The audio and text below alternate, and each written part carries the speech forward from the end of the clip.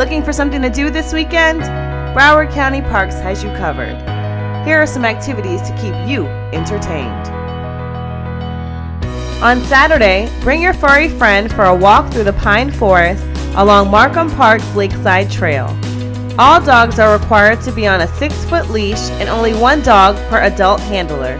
Pre-registration is required. Clean up the waterways at Deerfield Island Park on Saturday. Come to the marina for our Earth Month waterway cleanup and rid the island of trash and debris. Make sure to pre-register. Hit the gas to the Youth Automotive Training Center's annual Cool Wheels Car Show on Sunday.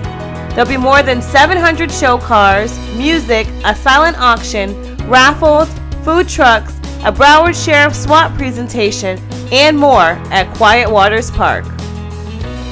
See some creepy crawlers and insects at the Nature Lecture Series held at Fern Forest Nature Center on Sunday. Learn all about their importance in our local ecosystems. Enjoy your weekend.